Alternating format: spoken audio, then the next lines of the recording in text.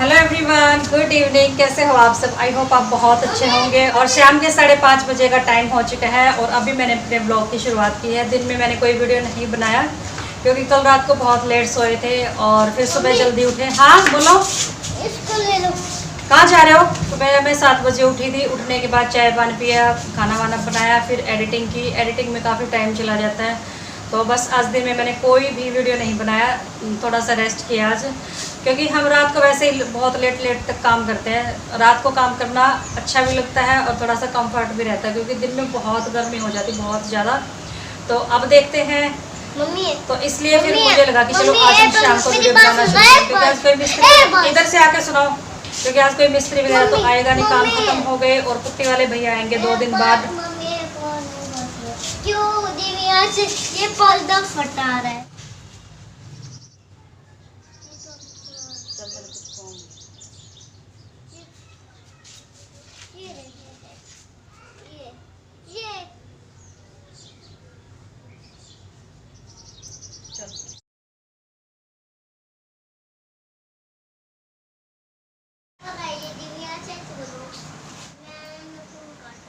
नाखून काट रहे हो? अरे स्किन कट की तो यहाँ से देखो पहले क्या हम दोनों काटेंगे। अरे इसको तुरंत आएगा।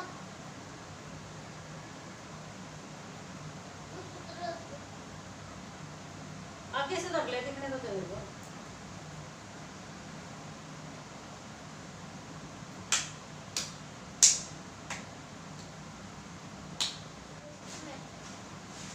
थैंक यू कौन बोलेगा? Thank you. और नेल्स कट करने के बाद मैं लग गई थी अपना काम करने। और दिव्यांश की बात सुनी आप लोगों ने? जब मैंने इससे नेल कटर लिया था तो कहते थैंक यू कौन बोलेगा मेरे को, और थैंक यू भी मेरे से ही बुलवाएगा और वेलकम भी मेरे से ही बुलवाएगा। तो यहाँ पे हम लग गए थे अपना काम करने के लिए और शैंकी इस मेन हॉल को बंद करने की तैयारी कर रहे थे, लेकिन मैंने इनको मना कर दिया कि पहले मैं सारा यहाँ से धो देती हूँ, फिर क्या होगा कि अगर थोड़ा बहुत इसमें से रेत मिट्टी चला भी जाएगा मेन हॉल में, तो उसको बाल्टी से हम अच्छे से क्लीन कर देंगे। अगर वो बंद हो गया तो फिर दिक्कत हो जाएगी। और यहाँ पे मैं डुग्गू के साथ कर रही थी थोड़ा सा मस्ती। जो मैंने तसला उठाया था, मैंने कहा डुग्गू मेरे को उठवाना, उसको लगा कि मम्मी को उठवाना। मैंने उसके सिर पे रखा तो वो बस उसको लगा कि मम्मी इतना भारी, सिर्फ मस्तियाँ चल रही थी यहाँ पे। तो मैं यहाँ पे काम कर रही थी तो शैंकी बोल रही कि पहले बाहर का कर लेते हैं, क्योंकि अंदर का तो रात को भी करते रहेंगे, बाहर अंधेरा हो जाएगा।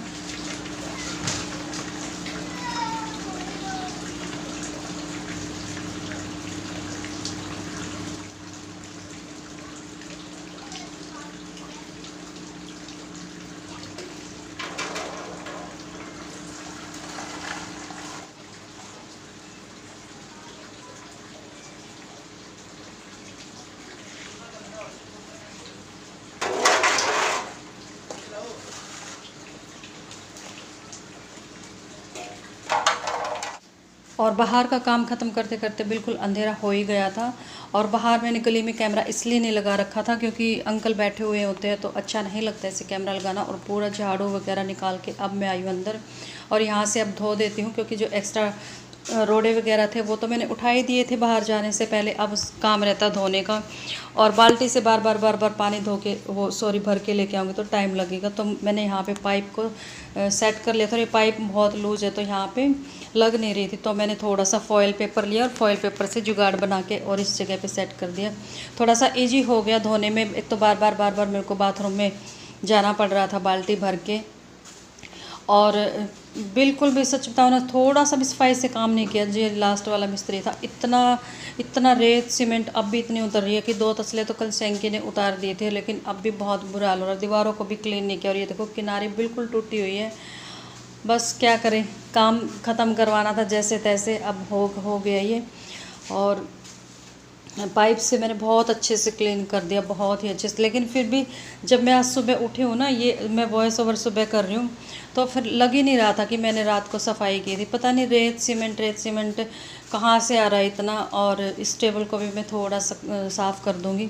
इस टेबल ने मेरा सच में बहुत साथ दिया, जैसे एक बंदा साथ देता ना, वैसे इस टेबल ने मेरा साथ दिया इन दिनों में। कभी ये मेरी किचन का काम करता है तो कभी कहीं पे खड़े होने का, कभी कहीं पे, मतलब बहुत साथ दिया टेबल ने। और मैं नहीं चाहती कि ये टेबल मेरी कभी भी ख़राब हो। और जो ये पाइप लगा रखा था मैंने, वो पाइप पता नहीं अब इसको क्या हो गया। जैसे भगवान कभी चाहता है नहीं कि मेरा कोई भी काम इजी तरीके से ख़त्म हो। तो 2-3 बार मैंने इस पाइप को लगाया, लेकिन अब ये फॉयल पेपर लग ही नहीं रहा है। फॉयल पेपर बाद में लग रहा है, पाइप पहले उतर के नीचे गिर रही है, तो काफ़ी परेशान कर दिया।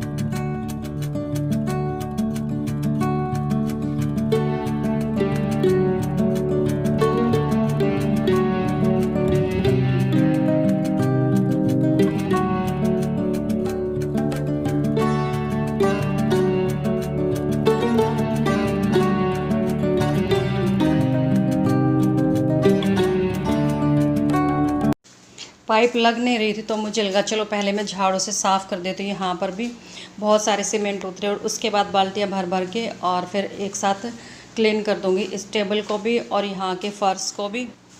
और जो ये सूट आज मैंने पहन रखा, इसमें मैं बिल्कुल अनकम्फर्ट थी काम करने में, कंफर्ट होके काम नहीं किया जा रहा था। अगर मैं कमीज़ को थोड़ा संभाल लेती हूँ तो वो ऑन कैमरा बहुत गंदा लगता है, और अगर नहीं संभालती हूँ तो फिर ये पूरा भीग गया था। और ऊपर से प्लाज़ो, इसलिए मैं ज़्यादातर वो ब्लू वाला जो मेरा सूट है वो पहनती हूँ। उसमें मैं एकदम कंफर्ट होके काम कर लेती हूँ, कितना भी काम करवा लो। बैठने में भी कोई प्रॉब्लम नहीं है, काम करने में भी कोई प्रॉब्लम नहीं है। लेकिन मुझे लगा कि रोज़ रोज़ एक ही सूट, बहुत सारे लोग ना देख के बोर हो जाते हैं। खैर कमेंट तो मेरे पास नहीं आते, लेकिन फ़ोन आ जाते हैं मेरी फ्रेंड्स के। और यहाँ पे मैंने जब गैस सिलेंडर को और चूल्हे को सेट किया तो मुझे लगा कि शायद इसकी गैस लीक हो रही है। और तब मैंने चेक करके देखा कि हाँ सच में लीक हो रही थी। और शुक्र है मेरे को जल्दी पता चल गया, वरना ध्यान ना रहता, काम में बिज़ी रहती और मेरे को स्मेल इतनी जल्दी से नहीं आती। डुग्गू को आ जाती, डुग्गू को बिल्कुल एकदम से कुछ भी घर में कुछ खास बन रहा है या फिर कोई चीज़ ख़राब होगी तो एकदम से बता देगा कि किसी चीज़ की ना मम्मी बदबू आ रही। लेकिन मेरे को इतनी जल्दी से पता नहीं चलता। बस मेरे को ना आवाज़ आ रही थी गैस के निकलने की, लीक हो रही है जैसे कि आवाज़ आ रही थी। तो मैंने यहाँ पे कान लगा के गौर से सुना कि हाँ ये गैस सिलेंडर की जो पाइप है वो थोड़ी सी लूज हो गई है। अब इसका भी क्या कसूर है बेचारे का, हर रोज़ एक जगह से दूसरी जगह रखेंगे तो पाइप थोड़ी बहुत लूज हो ही जाएगी। तो यहाँ पे मैंने गैस चूल्हे के जो स्टैंड होते हैं उनको भी उतार लिया था और थोड़ा सा चूल्हे के ऊपर भी कपड़ा मार लिया था।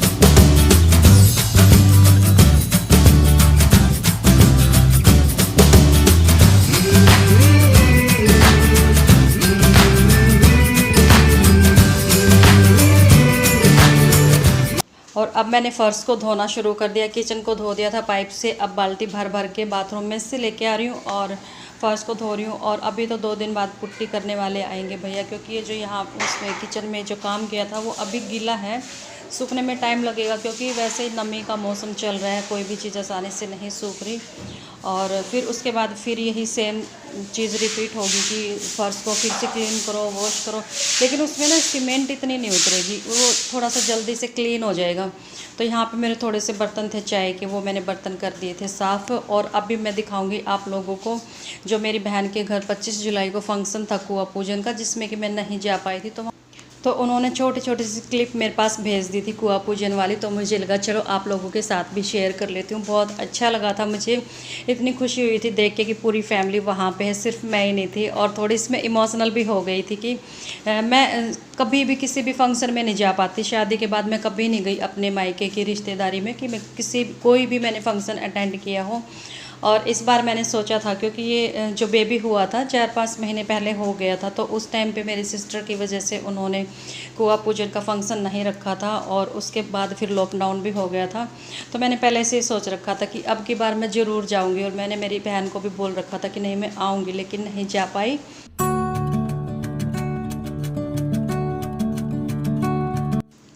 और ये है वो बहू जिनको बेबी हुआ था, जिनका कुआँ पूजन करवाया गया था। और जो पीछे मैंने 2 लड़कियां दिखाई थी, उनमें से जिन्होंने क्रीम ड्रेस पहनी वो मेरी दीदी की बेटी, और मिल लीजिए हमारी बहू से।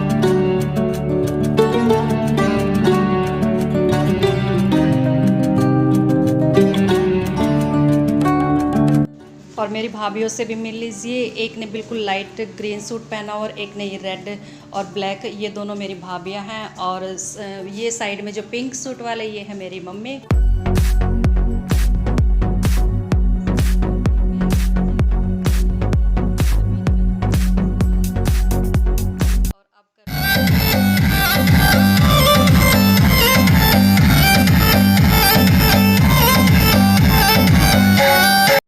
और ये मेरी बहन की बेटियां हैं दोनों, जिन्होंने डार्क ग्रीन कलर का सूट पहना हुआ है, और एक ये जो लाइट क्रीम ड्रेस में है, और ये रेड साड़ी वाली वही है जिनका कि कुआँ पूजन है।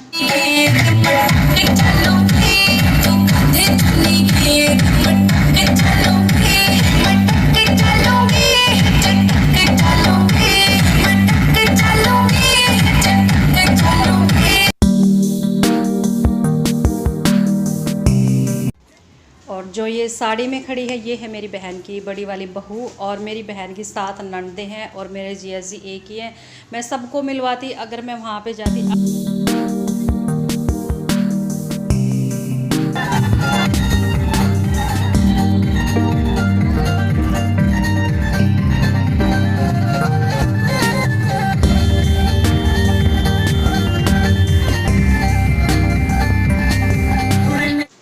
और यहाँ पर मोस्ट ऑफ मेरी बहन की ननदें ही खड़ी हैं। अब मैं उनको नहीं मिलवा सकती एक एक को नाम लेके, क्योंकि क्लिप बहुत ही छोटी है। मैं जब तक नाम लूँगी तो वो सीन आगे चला जाएगा।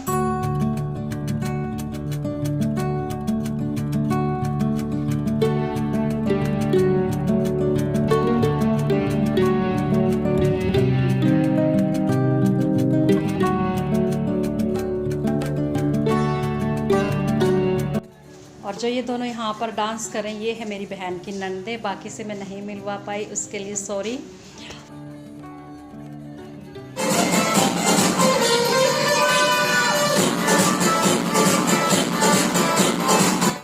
तो चलिए अब मैं कर देती हूँ आप लोगों को बाय, और मिलते हैं आने वाले नेक्स्ट वीडियो में। वीडियो कैसा लगा प्लीज़ कमेंट करके ज़रूर बताना, वीडियो को लाइक कर देना, और जो लोग फर्स्ट टाइम मेरे चैनल पे विजिट करें प्लीज़ चैनल को सब्सक्राइब कर देना। Bye bye.